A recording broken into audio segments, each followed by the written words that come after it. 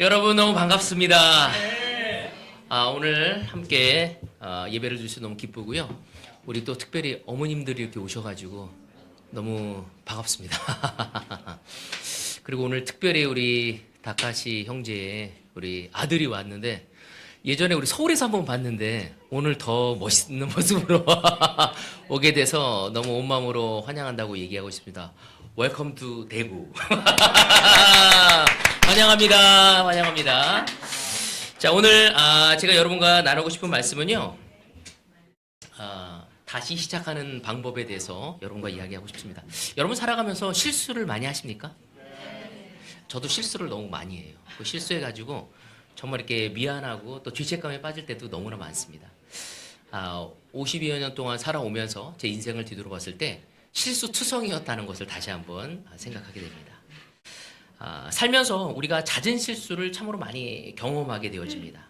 그냥 지나칠 수 있는 실수를 저지른가 하면 또 어떤 때는 되돌이키기 힘들 만큼 어려운 실수를 우리가 또 저지르기도 하게 됩니다. 그래서 큰 실수를 통해서 우리는 쉽게 나 자신에 대해서 원망을 하고 애통해야 할 때가 있죠. 제가 최근에 어떤 한 기사를 읽으면서 제 마음이 아팠습니다. 그 내용은 뭐였냐면 부모님, 특별히 어머님의 죽음을 통해서 자기 삶이 완전히 바뀌게 되어진 어떤 계기에 대한 그 글이었습니다. 뭐였냐면 항상 어머님에 대해서 불평하고 있었어. 자기의 인생이 잘 풀리지 않는 것에 대해서 엄마가 나를 열심히 돌봐주지 않았기 때문에 또 엄마의 성품 때문에 내 성품이 엄마하고 닮은 것에 대해서 이런 모든 부분에서 원망을 하고 있었는데 그 어머님이 그 딸을 위해서 무엇을 사러 나갔다가 다시 돌아오지 않게 된 거예요. 교통사고로 바로 돌아가시게 돼요. 그 자리에서 바로 하늘나라 가게 된 겁니다. 그래서 그 딸은 그것에 대한 너무나 큰 죄책감, 어려운 마음이 있었던 거죠. 내가 왜 엄마가 계셨을 때 내가 불평하고 원망하고 짜증냈지만 사실 내 마음속 깊은 곳에는 엄마밖에 내 짜증을 받아줄 사람이 없어서 하게 된 것이었는데 그러면서 자신에 대한 원망과 어려움의 좌절에 빠져서 너무 우울한 삶을 살아가다가 정말 어머니가 살아계셨다면 나에게 지금 무엇을 원하셨을까라는 것을 깨닫고 삶이 완전히 변화되어진 자신의 인생에 대해서 쓰여진 글이었습니다.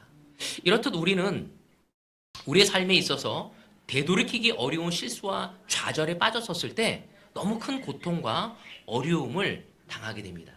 특별히 나이가 먹을수록 그거를 더 돌이킬 수 없게 되어지는 것 같아요. 예를 들어서 나의 부부관계. 너무나 아름다워야 할 나의 부부관계가 나의 실수와 좌절을 통해 내가 왜 그때 내 배우자에게 이렇게 대했을까? 내가 좀 더 그렇게 대하지 않았다면 지금의 나의 부부관계가 좀 변하지 않았을까? 내가 그때 그 실수를 하지 않았다면 그때 그 말을 하지 않았다면 내가 너무 감정에 젖어서 던진 그 비수 같은 내 그 말이 나의 진실은 아니었는데 하면서 너무나 후회하고 낙담하고 돌이킬 수 없는 그 관계 속에서 우울해하며 좌절하고 체념하며 살아가는 사람들도 우리 주변에서 보게 되어집니다. 또 어떤 사람은 자기 자식과의 관계 너무나 소중하고 눈에 넣어도 아프지 않을 정도로 너무 소중한 관계였어. 근데 어느 순간 그 아이를 사랑해서 또 그 아이를 원해서 그 아이의 기대가 있어서 했던 이야기들이 끝내는 그 아이와 도저히 서로 대화할 수 없는 이것이 부모와 자식 간의 관계가 최소한의 것에만 연결되어서 가고 더 이상 즐거움도 없고 함께하고 싶지 않고 만나면 답답하고 그냥 도덕적으로만 이 정도의 관계를 가져가야 한다. 어버이날이나 생신이나 명절 때 이 외에는 더 이상 소통하고 싶지가 않아. 되도록이면 멀리 떨어져 살고 싶어. 아마 그것을 생각할 때 너무나 가슴 아픈 일이라고 저는 생각됩니다. 그때 내 아들에게 내가 그렇게 너에게 말을 전한 것이 그것이 아니었어. 그때 내가 욱하는 마음으로 던졌던 그 아이에게 던진 이야기가 또 자식으로서 부모님에게 하지 말아야 할 그 이야기들 때로는 우리는 그 실수와 그 잘못으로 인해 너무나 큰 고통을 받아가며 살아가는 사람을 우리 주변에서 볼 수 있습니다. 우리 주변에는 나를 포함해서 모두 다 실수 없이 인생을 살아갈 수 없습니다. 우리 인생은 지속적인 실수를 통해서 변화되어지고 또 그것을 통해 성공도 되어지고 낙담도 되어집니다. 오늘 이 시간 우리 하나님은 그 실수를 그냥 내버려 두지 않는다는 거죠. 그 실수를 통해 더 나은 삶으로 우리를 인도하고 싶어하고 오늘 이 시간 내 삶의 실수와 좌절과 실패와 고통을 통해 어려움을 당하고 있다면 다시 한번 하나님은 우리의 삶을 새로운 길로 인도하시기를 원하신다는 것입니다. 우리의 삶을 회복시켜 주시고자 하신다는 것이죠. 우리에게 힘을 주시고 또 위로를 주고자 하십니다. 그래서 오늘 제목이 다시 시작하는 방법입니다. 제가 예전에 봤던 책인데 실패에서 성공이라는 책을 여러분 들어보셨습니까? 그 책에 보면은 야구 선수였어요, 그분이. 근데 메이저 리그에서 총망받는 선수였는데 근데 이 사람이 사고로 인해서 다치게 되어집니다. 그래서 운동을 하게 할 수 없게 되었어요. 그래서 이 사람은 무엇을 하게 되냐면 세일즈를 하게 되어집니다. 근데 야구 선수에다가 세일즈를 하게 됐으니까 어떻겠어요? 쉬웠겠어요? 너무 어려웠죠. 근데 그 사람이 그런 수많은 실수를 통해서 좌절을 통해서 나중에는 그 세일즈맨들에게 엄청난 추앙을 받고 영감을 주는 사람이 되어지게 됩니다. 프랭크 베르가라는 사람인데 이 사람이 엄청난 그 세일즈에 있어서 진짜 획기적인 일들을 많이 한 사람이었어요. 그 주 내용은 뭐였냐면 바로 내가 수많은 실수를 통해 다시 한번 성공의 길로 갈 수 있는 방법을 이야기하는 것이었습니다. 또한 제가 우연치 않게 TV를 틀었는데 그 유재석이 인도하는 그 뉴퀴즈라고 있었잖아요. 근데 그게 예전에 했던 것 같아요. 재방송이었던 것 같아요. 제가 TV를 틀었었을 때. 근데 거기 어떤 사람이냐면 사업을 하다가 망한 사람인데 이 사람이 삼성 주식만 샀던 거야. 그래서 이익을 몇 배라면 50배를 남긴 거예요. 그래서 그 얼마나 벌었냐고 막 유재석이 물어보고 막 하더라고. 근데 이 사람이 사업이 망하고 나서 무엇을 했냐면 아픔이 있었더라고. 그래서 새해 들어 산 거야. 근데 그 주인이 자기 아들하고 또 또래가 자전거를 타러 밖에 나오면 그 자기 아들 자전거 탄다고 나오지 말라고 이야기하고 그 애하고 놀지 말라는 식으로 얘기해서 너무 서러웠던 거야. 집 없고 사업도 망해서 어려운데 그런 괄시를 받은 거죠. 천대를 받은 거였죠. 그래서 나는 꼭 성공하고 말 거야. 그래서 이 사람이 하기 시작한 게 뭐냐면 주식에 대해서 공부를 하기 시작한 거예요. 주식에 대한 엄청난 책을 읽으면서 그때부터 뭐 택시 운전도 하고 뭐 그릇을 판매하기도 하면서 막 하면서 자기가 매달 100만 원씩 모으면 삼성 주식을 사기 시작했대요. 엄청난 성공을 이뤘고 수백억 대의 자산가가 되었다는 것을 이야기하는 것이었어. 근데 저는 그걸 보면서 그 사람도 실패를 통해서 좌절되어지고 어려울 수 있고 했었지만 그 사람은 그 실수와 좌절과 실패가 오히려 그를 성공으로 이끌 수 있는 어떤 동기가 되어서 그 유재석 프로그램까지 나와서 자기 이야기를 하게 되고 개인 유튜브도 한다고 하더라고요. 그래서 이 사람이 나와서 얘기를 하는데 이 와갖고 유재석이 이야기하는 거는 대답 안 하고 자기 하고 싶은 얘기만 막 하려고 해가지고 유튜브 방송의 어떤 그 습관에 젖어서 막 깔깔대면서 막 이야기를 하더라고요. 근데 저는 그거를 잠시 보면서 삼성 주식을 사야겠다 그거를 든 게 아니라 중요한 건 실패와 좌절 속에서 어떻게 성공으로 갔는지가 저에게 너무나 큰 격려였습니다. 왜? 제 삶에도 너무나 많은 실수와 실패와 좌절과 고통과 어려움이 있었기 때문이었죠. 성경에도 실패와 실수를 했지만 새롭게 시작한 사람들의 이야기가 아주 다양하게 기록되어져 있습니다. 우리 주변에도 그런 이야기를 자주 찾아볼 수 있습니다. 다시 일어나는 사람들은 언제나 하나님의 말씀을 통해서 적용되어지고 성공한 것이 성경에 너무나 놀랍게 설명되어 있죠. 오늘 저는 그 부분에 대해서 여러분과 함께 이야기를 하고 싶습니다.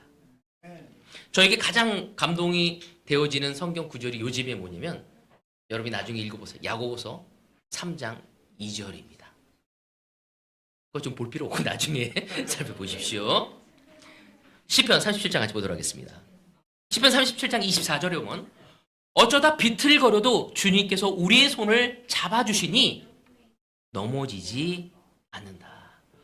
성경은 우리에게 뭐라고 했냐면 어쩌다 우리가 비틀거려도 주님께서 우리의 손을 잡아주시니 넘어지지 않는다고 얘기하고 있죠. 살다 보면 우리는 넘어지고 실수하고 좌절하고 낙담되어지는 시간들이 끊임없이 오게 되지만 그러나 주님께서 우리의 손을 잡아주시면 우리 넘어지지 않을 것이라고. 아주 넘어지지 않는다는 거죠. 여러분, 우리는 모두 다 실수하고 낙담도 하고 좌절하며 실패를 경험하게 되어질 것입니다.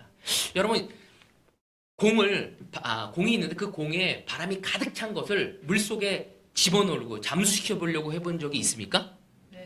네. 여러분 수영장에 가면 튜브 같은 거 있으니까 그거 하잖아요. 그 볼을 물속에 억지로 힘으로 해갖고 집어넣었어요. 그럼 어떻게 되죠? 다시 올라와요. 마치 하나님이 붙들고 있는 사람은 바로 그거 같은 것이죠. 이 세상의 실패와 좌절과 어려움이 부정적이고 두려움이 우리를 침몰시켰을 때 다시 하나님과 함께하는 사람은 다시 튀어나올 수밖에 없다는 거죠. 성경은 우리에게 이야기하고자 하는 것이 뭐냐면 나의 손을 붙든 사람은 결코 실패와 실수가 우리를 완전히 망가뜨리지 않을 거라고 이야기하고 있는 것입니다. 여러분 오뚜기 아시죠? 오뚜기. 오뚜기를 계속 때려 눕히겠다는 생각으로 여러분 쳐본 적이 있습니까? 예전에 이제 그 어린 아이들이 보면 이렇게 오뚜기 같은 데서 빵 치면 때부터 다시 올라오잖아요. 그래서 좀 더 오래 눕히려고 계속 치다 보면 어떻게 되죠? 나중에 내가 지치게 됩니다. 이렇듯 우리를 무너뜨리려는 자가 오히려 지칠 수밖에 없다는 거죠. 주님을 의지하는 자, 주님이 함께하는 자에게는 우리는 완전히 넘어짐이라는 것이 없다는 것입니다. 성경에서도 그런 이야기가 있습니다. 여러분 욥의 이야기를 한번 생각해 보십시오. 마귀가 하나님께 허락을 받고 그 욥에게 엄청난 어려움을 주게 됩니다. 그래서 그는 갈등의 시간을 겪고 아픔의 시간을 겪고 정말 고통의 시간을 거치면서 매우 힘들어합니다. 그는 넘어지기도 했고 좌절하기도 했고 실패하기도 했지만 그는 아주 넘어지지 않았습니다. 끝내는 다시 한번 일어서서 그는 더 큰 부와 재력과 정말 이렇게 축복을 받는 우린 욥의 모습을 볼 수 있습니다. 또 성경에는 롯과 나오미의 모습도 보이게 되죠. 그들의 환경에 굴복되어지고 또 최면에 굴복되어지는 상황이 있었지만 보란듯이 하나님은 그들을 다시 일으켜 세워지는 모습을 볼 수 있습니다. 오늘 저는 성경에 너무나 많은 인물이 있지만 한 인물을 여러분과 살피면서 우리가 어떻게 다시 시작할 수 있는지 하나님이 우리에게 어떤 다시 시작하는 방법이 무엇인지를 알려주시고자 하는 것을 배우고 우리의 삶에 고통과 좌절과 넘어짐이 있었을 때 바로 이 말씀이 여러분에게 힘이 되어지길 원합니다. 어쩌면 이 나이에 내가 다시 시작할 수 있다고, 어쩌면 내가 이런 실수를 하고 다시 시작할 수 있다고 그것을 체념하며 그냥 죄책감을 가지고 우울하게 살아가는 사람이 있다면 오늘 하나님의 음성이 여러분을 다시 깨워서 그 희망의 기쁨을 소유할 수 있는 여러분이 되어지기를 바라고 싶습니다. 같이 열왕기상 19장 보도록 하겠습니다. 누구 이야기냐면 엘리야의 이야기입니다. 엘리야. 자, 엘리야 19장 1절에서 4절을 같이 보도록 하겠습니다. 아합은 엘리야가 한 모든 일과 그가 칼로 모든 예언자들을 죽인 일을 낱낱이 이사벨에게 알려주었다. 그러자 이사벨은 엘리야에게 심부름꾼을 보내어 말하였다. 내가 예언자들을 죽였으니 나도 너를 죽이겠다. 내가 내일 이맘때까지 너를 죽이지 못하면 신들에게서 천벌을 달게 받겠다. 아니 그보다 더한 재앙이라도 그대로 받겠다. 엘리야는 두려워서 급히 일어나 목숨을 살리려고 도망하여 유다의 브엘세바로 갔다. 그곳에 자기 시종을 남겨두고 또는 보고서 자신은 홀로 광야로 들어가서 하룻길을 더 걸어 어떤 로뎀 나무 아래로 가서 거기에 앉아서 죽기를 간청하며 기도하였다. 주님, 이제는 더 바랄 것이 없습니다. 나의 목숨을 거두어 주십시오. 나는 내 조상보다 조금도 나을 것이 없습니다. 여러분 이 열왕기상 19장 1절에서 4절의 이 본문의 내용은 어떤 내용이죠? 엘리야가 아주 탈진한 모습을 볼 수 있습니다. 근데 사실 그 전에 장에는 어떤 내용이 나오죠? 바로 엘리야가 이사벨의 그 예언자들 바알을 섬기는 그들과 함께 싸우는 장면이 나옵니다. 몇 대 몇으로 하면 850대 1로 싸우게 됩니다. 그래서 어떻게 되죠? 엄청난 승리를 거둡니다. 근데 그 승리가 쉬운 것이 아니었죠. 그 영적인 싸움을 하고 나서 그는 탈진한 상태를 보게 되어집니다. 때로는 사람들이 안심하고 안정적인 정말 그런 시간이 펼쳐질 때 이런 현상이 일어날 때가 있습니다. 너무나 큰 일을 이루고 너무나 놀라운 일을 하고 나서 좀 쉬고 있었을 때 아주 조그만 걸로 우리의 무너짐을 볼 때가 있다는 거죠. 왜? 너무나 큰 싸움을 했기 때문에 너무 지쳐져 있는 거죠. 육체적으로, 감정적으로, 영적으로 정말 이렇게 지쳐져 있었을 때 아주 조그만 거 하나에도 우리가 무너지는 모습을 보게 됩니다. 그렇지 않습니까? 주로 아내하고 다툴 때도 너무 큰 것들은 막 다 참아내. 아내에 대한 어떤 실수, 무례함 다 참는데 갔다가 좀 쉬고 있었을 때 갑자기 어떤 조그만 거 하나에 내가 쉽게 무너져서 감정적으로 되어서 공격하는 나의 자세를 보게 되어집니다. 다른 사람과의 관계도 마찬가지예요. 너무 잘 찾다가 여러분 그럴 때 있지 않습니까? 막 차를 타고 가는데 누가 막 끼어들어. 그래서 난 그리스도인이야 하고 잘 참다가 라고 하고 마음을 치르다가 방심할 때 누가 한번 빵 소리를 냈어. 아니 네가 뭔데 빵을 하면서 나도 막 크락신을 주면서 쉽게 무너지는 우리의 모습을 또 볼 수 있게 되어지는 거죠. 이렇게 우리는 여러 가지 연속적으로 어떤 누적된 상태에서 쉽게 막다른 길에 우리가 다다랐을 때 넘어지고 어려움을 겪을 때가 있습니다. 여러분 사실 나뭇가지가 찢어지고 넘어질 때도 그 눈송이가 처음에 있을 때보다 조금씩 올라가면서 그것이 무거워졌을 때 끊어질 수밖에 없는 것처럼 한 번에 무너지지 않지만 조금씩 나의 힘이 빠지고 감정적으로 육체적으로 되었었을 때 쉽게 무너질 수밖에 없습니다. 대기업도 보십시오. 대한민국 대기업들도 너무나 잘 승승장구하고 어려운 시간을 다 이겨냈고 놀라운 일을 이루었던 그 기업들도 단돈 몇 억에 의해서 부도가 되어서 날아가는 그러한 기업들도 우리는 볼 수 있습니다. 그러나 성경이 봤을 때 그렇게 무너진 사람들도 하나님이 함께 하셨을 때 다시 일어나는 모습을 봐요. 여러분 다니엘도 사자굴 속에 들어갔다 다시 살아나는 모습을 보고 또한 다윗도 정말 하나님의 놀라우신 세우심을 받은 왕으로서 정말 살다가 갑자기 죄를 짓잖아요. 바세바에서 이듬해 봄 때 나가야 하는데 정말 다른 남자의 아내를 취하면서 정말 부끄러움을 당하고 자기 아들까지 죽음을 당하는 모습을 보게 됩니다. 그렇지만 다시 한번 당당히 주님의 말 속에서 다시 회복되어지고 하나님의 일을 하는 다윗을 볼 수 있습니다. 사울 역시도 신라와 함께 감옥에 갇혔었을 때 마구 맞고 감옥에 갇혔어도 다시 한번 주님을 의지하고 일어나는 모습을 볼 수 있습니다. 저는 이런 구절들을 보면서 때로는 하나님이 우리가 좌절되고 또한 낙담되어지고 실패해서 정말 셀포커스하고 있었을 때 이런 얘기를 하죠. 너는 할 수 없어. 너는 못났어. 너는 부족해. 하는 이야기가 들어왔을 때 다시 한번 하나님은 우리에게 이제 끝이라고 얘기하고 더 이상 희망이 없다고 했었을 때 하나님은 다시금 우리가 일어나야 할 때임을 이야기하고 있다는 거죠. 지난 34년 동안 제자의 삶을 살아오면서 저는 그럴 때가 너무 많았어요. 이제 안 되나 보다. 이제 끝인가 보다. 제 부부관계 속에서 제 아이를 키우면서 내 주변의 형제자매 관계 속에서 교회를 섬기는 그 수많은 형제자매들과 여러 가지 미션을 행하면서 그런 느낌이 왔었을 때 하나님은 다시 한번 동진아 지금이 이뤘을 때라고. 지금 나의 놀라운 역사를 보여줄 때라고. 라고 저에게 이야기할 때가 많았습니다.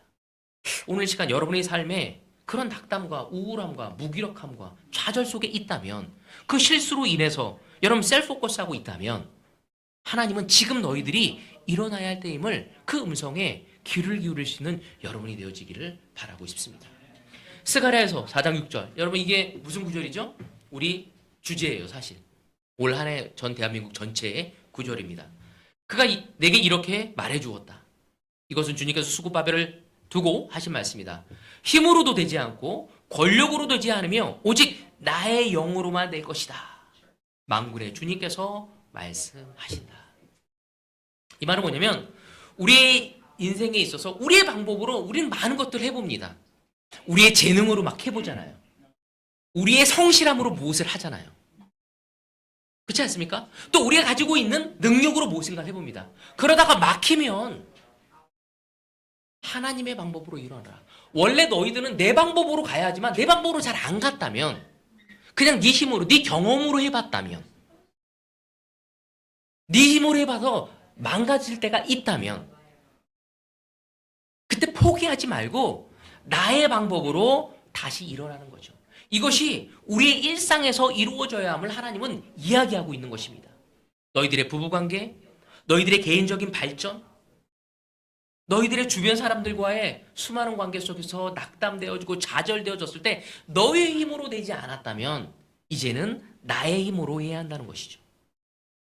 여러분, 절망의 환경 속에서 자살밖에 답이 없다고 생각하는 사람들을 우리 너무 많이 볼 수 있습니다.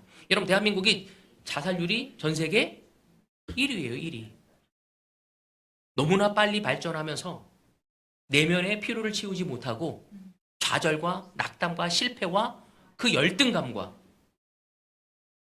상대적인 그 빈곤감에 젖어서 불평과 원망으로 치유하지 못하고 끝내는 자살하게 이르는 사람이 너무 많다는 거죠. 그런 사람이 있었을 때 다시 주님의 음성을 듣고 일어나야 한다고 이야기하는 것입니다. 기도를 통해 다시 한번 우리는 주님의 음성을 듣고 일어나야 함을 이야기하고 있습니다. 하나님은 엘리야도 마찬가지지만 우리의 삶에 개입하기를 원하세요. 우리가 낙담되어지고 실망되어지고 실수로 인해서 두려움에 떨고 있고 원망하고 있었을 때 나 자신을 하나님은 개입하셔서 우리를 깨우고 다시 일으켜 세우시기를 원하고 있다는 것입니다. 우리의 실패를, 우리의 좌절을, 우리의 낙담을 다시 듣고 시작하기를 주님은 응원하시고자 하신다는 거죠. 자, 그렇다면 하나님은 엘리야를 어떻게 다시 시작할 수, 이런 낙담되어져 있는, 이런 셀프포커스에 두려워서 이제 제 목숨을 거두어 주십시오라고 얘기하는 그런 850대 1로 싸웠던 그 승리를 냈던 정말 그 영광은 어디에 간지 모르고 좌절되어서 셀프포커스하고 있는 그 엘리야를 어떻게 다시 일으켜 세우시는지를 보도록 합시다. 오늘 저희 첫 번째 포인트는 말씀을 듣는 것으로 일어서야 한다는 것이죠. 엘리야는 지친 삶을 피하는 것으로 문제를 해결하려고 했어요. 대부분의 많은 사람이 그러지 않습니까? 문제가 생기면 어떻게 해요? 그냥 도망가요. 회피해버리려고 합니다. 그리고 그 문제를 직시하기보다는 다른 곳으로 도피해버리고 칩거하는 사람들이 대부분입니다. 이 세상 사람들이 어떻게 회피하고 칩거하죠? 문제가 생겼을 때? 맞아, 술에 의지하죠. 에휴, 세워라 내워라 그냥 쏟아 내리붓는 걸로 해결하려는 사람이 있습니다. 왜? 술을 먹고 잠시 잊어버리려고 하는 거죠. 하지만 그 문제는 해결되지 않죠. 또 다른 것을 열심히 하려고 합니다. 여러분, 아내와 문제가 있는데 사업 열심히 해서 무슨 해결이 되겠습니까? 아이들하고 문제 있는데 다른 것을 해서 무슨 해결이 있겠습니까? 내 옆에 있는 형제 자매들하고 문제 있는데 다른 사람하고 관계를 해결한다고 해서 그것이 어떻게 해결이 될 수 있겠습니까? 그 문제를 직시하고 우리가 나갈 수 있어야 하는 것입니다. 우리가 하나님의 사람인데도 불구하고 믿음의 기준을 분명하지 않은 채 우리는 도망갈 때가 있습니다. 엘리야는 이세벨이 보는 그 신분꾼의 이야기를 듣고 도망가 버립니다. 열왕기상 여기 2절에 4절에 보면 뭐냐면 그 이사벨이 굉장히 분노해서 내가 내일 이맘때까지 너를 죽이지 못하면 신들에게서 천벌을 달게 받을 것이다. 아니, 그보다 더 심한 재앙도 내가 받겠다고 얘기합니다. 그랬더니 그가 뭐라고 하냐면 주님 이제는 더 바랄 것이 없습니다. 로뎀나무 그 밑으로 숨어가서 나의 목숨을 거두어 주십시오. 나는 내 조상보다 조금도 나을 것이 없습니다. 여러분, 엘리야는 생명을 위해서 도망갑니다. 광야로 하룻길로 들어가서 로뎀나무에 가서 죽기를 하나님께 이야기하는 거죠. 여러분, 그런 적 있습니까? 그럼 때로는 우리는 극단의 어려움을 당할 때 하소연을 하잖아요. 이건 본심이 아니에요. 아, 나 진짜 죽었으면 좋겠다. 나 빨리 하늘나라 갔으면 좋겠어. 근데 사실 그게 진실일까요? 진실이 아니거든요. 우리나라에도 3대 거짓말이 있다고 하잖아요. 그죠? 젊은 처자가 결혼한 시집가지 않겠다. 두 번째, 나이 드신 분들이 나 빨리 일찍 죽겠다. 우리 아버님이 85세거든요. 우리 어머님도 78세세요. 아, 이제 하늘나라 가야지. 근데 선물이 들어와요. 보약이 들어오면 너무 열심히 드시더라고요. 우리 동생들이 그래요. 그럼 우리가 언젠가 하나님에 가겠지만 이 세상을 올바로 살아가고 싶은 마음들이 다 있기 마련이거든요. 우리가 아유 내가 죽었으면 좋겠다, 빨리 하늘 갔으면 좋겠다. 그건 뭐냐면 단지 어려움이 와서 저만큼 탄식의 소리라는 거죠. 그걸 믿으면 안 된다는 거죠. 자식들이 그죠? 아 우리 엄마 아빠는 정말 하나님을 사랑해, 빨리 하늘나라 가고 싶어 하시네. 이게 아니라 힘드신 거죠. 엘리야도 그렇게 얘기한 거였어요, 사실은. 그런 환경 속에서 너무나 어렵기 때문에 힘들어서 그 이야기를 한 거였죠. 근데 이 19장을 읽어보면은 바로 하나님은 엘리야와 영적인 대화를 나누기 시작합니다. 그게 첫 번째가 뭐냐면 천사가 그에게서 음식을 주고 위로하십니다. 그리고 그와 함께 영적인 대화를 통해 다시 한번 관계를 받고 회복을 주는 모습을 볼 수 있습니다. 먼저 우리가 음식을 먹고 하나님의 음성을 들을 수 있어야 합니다. 근데 너무 놀랍게 그 19장에 보면은요, 여기에는 제가 성경 구조는 올리지 않았지만은 그때 하나님과 대화할 때 지진이 이루어지고 불이 보이고 바람이 불고 그때 여호와를 보지 못했다고 얘기해요. 그때 엘리야는 뭘 보냐면 속삭임을 통해 하나님을 보았다고 합니다. 우리 하나님은 우리가 낙심되어지고 좌절되어지고 실패되었을 때 아주 조용하게 와서 나지막히 속삭임을 통해 우리의 하나님을 보여주시고자 하십니다. 우리가 힘들고 어려울 때 봤던 그 말씀이 우리를 다시 한번 하나님을 보게 한다는 것이죠. 하나님은 너무나 웅장하게 너무 시끄럽게 다가오시는 것이 아니라 우리가 지치고 어려울 때 아주 속삭임으로 엘리야에게 다가왔듯이 그 속삭임으로 우리에게 다가오십니다. 엘리야는 그 영적인 대화를 통해 다시 한번 하나님과의 관계가 아름답게 만들어지고 그가 다시 하나님의 일을 할 수 있는 사람이 되어지는 모습을 볼 수 있습니다. 여러분 베드로로 생각해 보십시오. 그럼 더 이상 희망이 없다고 여긴 채 고기를 잡으러 갔었을 때 다시 예수님을 만나고 다시 시작하는 모습을 볼 수 있습니다. 이렇다 하나님은 우리에게 늘 잠깐의 실수를 통해 좌절되지 말고 다시 한번 하나님을 보고 일어서기를 원하고 있는 것입니다. 이렇게 우리 인생을 바꾸고자 하시는 것이죠. 로마서 10장 17절에 보면 그러므로 믿음은 들음에서 생기고 들음은 그리스도를 전하는 말씀에서 비롯됩니다. 아멘. 여러분 우리는 한 가지 기억해야 합니다. 요 며칠 전에도 저는 저번 주에 제가 영피와 캠퍼스에 설교하러 올라갔었을 때 저희 가족에겐 좀 어려움이 있었어요. 그게 뭐냐면 한 3주 전에 저희 어머님이 고려대학 병원에서 그 뇌 사진을 찍었어요. MRI를 찍었는데 그 병원에서 어머님이 그 알츠하이머라는 그 변명을 얘기하신 거였어요. 그래서 우연찮게 찍었는데 원래는 어머님이 그냥 그 우울증에서 온 치매라고 해서 그 치매는 그렇게 심각하게 가지 않는다고만 들었는데 병원에서 들었었을 때 알츠하이머고 그 알츠하이머가 이미 많이 진행이 되어서 벌써 3년이 넘었고 머리에 있는 해마와 뇌가 벌써 수축이 많이 되었다고. 그래서 이제 어머님은 내년 정도에는 이제 가족들을 기억하지 못하실 거라고. 그리고 점점 몸을 사용하기가 어려워서 10년 안에, 한 7년 안에, 이 알츠하이머가 10년 안에 거의 평균적으로 돌아가신다고 하더라고요. 그래서 돌아가신다는 이야기를 들었어요. 그래서 저도 마음이 힘들었는데 제가 힘들어 할 수 없었던 게 동생들이 너무 힘들어하는 거야. 여동생, 남동생이 너무 울면서 그동안 엄마에게 잘하지 못한 것들, 저게 원망했던 마음들, 또 이러한 것들이 막 나오면서 너무 슬퍼하고 힘들어했던 거예요. 근데 그 어려운 시간 속에서 자기가 위로받고자 하는 사람들한테 위로를 못 받았던 거예요. 그러니까 그 모든 관계를 다 끊어버리고 싶었던 거야. 그래서 제 동생이 너무너무 힘들어하는 모습을 보니까 저도 너무 안타까웠어. 그때 제가 제 여동생한테 뭐라고 얘기했냐면 너는 지금 위로를 받아야 하고 격려를 받아야 한다고. 그렇지만 네가 가장 못 지낼 때 중요한 결정을 하지 말라. 우린 때로는 못 지내고 좌절될 때 결정하는 것이 얼마나 위험한지 모를 때가 있습니다. 가장 잘 지낼 때 우리는 결정해야 돼요. 제가 우리 교회의 가장 큰 좋은 문화는 목회자들이 지치고 쓰러질 때가 있거든요. 그때 그들이 못 지내고 힘들 때 죄책감이 오기 때문에 그거를 빨리 놔버리려고 할 때가 있습니다. 그때 다른 장로들과 이반절들이 도와주는 방법이 뭐냐면 함께 가서 그와 걸어주는 것입니다.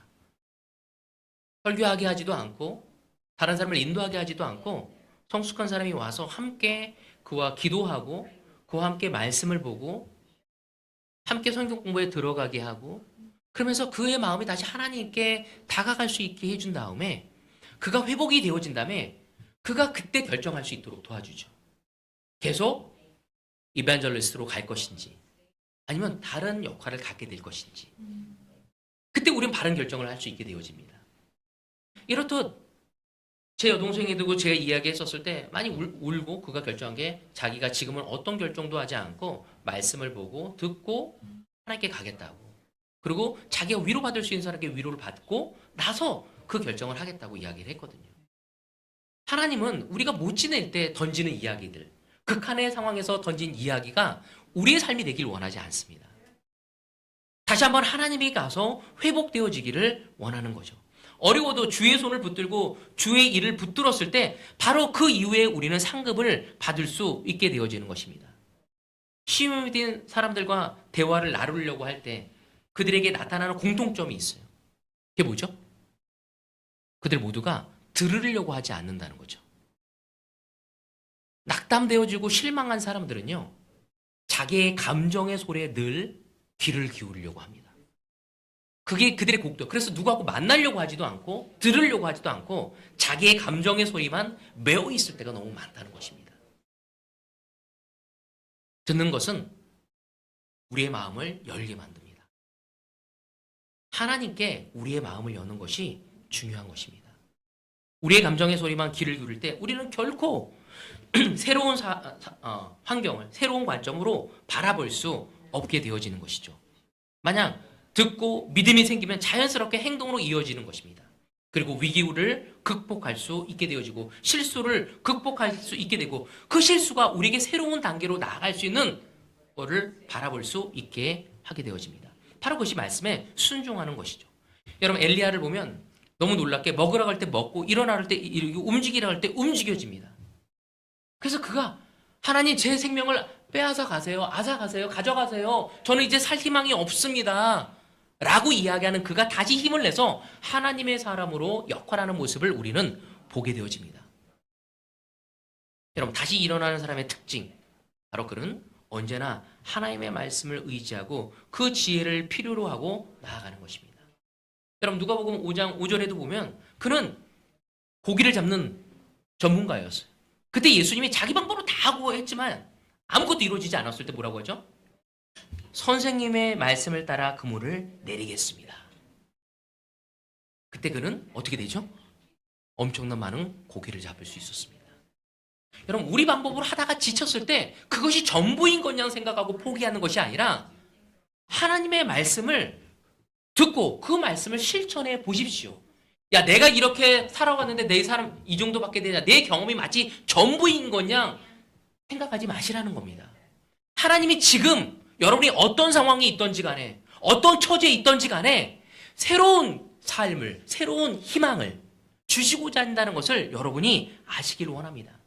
하나님의 말씀은 실수를 가장 빨리 회복하게 만들고 새로운 인생으로 우리를 인도하신다는 것을 기억하기를 바라고 싶습니다. 두 번째 포인트. 두 번째 뭐냐면 엘리야가 어느 정도 자신을 추스르게 한 다음에 하나님은 그에게 질문을 던집니다. 오늘 두 번째 포인트는 뭐냐면 말씀을 통해 일어나고 그 다음에 그 말씀을 통해 우리의 정체성을 찾아야 한다는 거죠. 우리의 정체성. 자, 구절을 보도록 하겠습니다. 13절에 보면 이런 얘기합니다. 엘리야는 그 소리를 듣고서 외투자락으로 얼굴을 감싸고 나가서 동굴 어귀에 섰다. 바로 그때 그에게 소리가 들려왔다. 뭐라고 불렀냐면 엘리야야 너는 여기서 무엇을 하고 있느냐.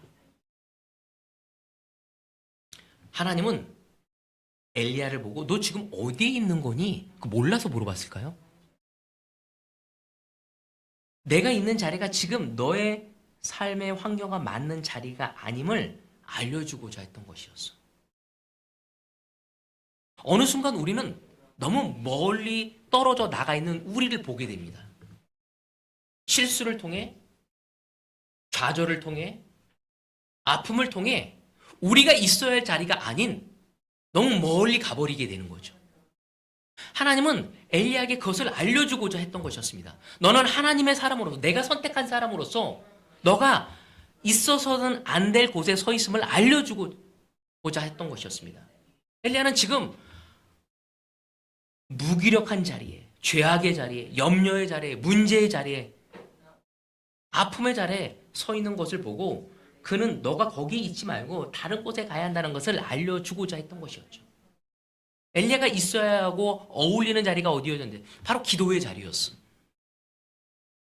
바로 하나님의 능력을 행할 수 있는 자리였고 영적인 지도자의 자리였고 그리고 이스라엘 땅에 영향을 줘야 할 그 자리에 있어야 했다는 거죠. 모든 사람에게 영향력을 행사할 수 있는 그 영적인 자리에 가 있어야 할 곳이 바로 네 자리라는 것을 하나님은 엘리야에게 알려주고자 했다.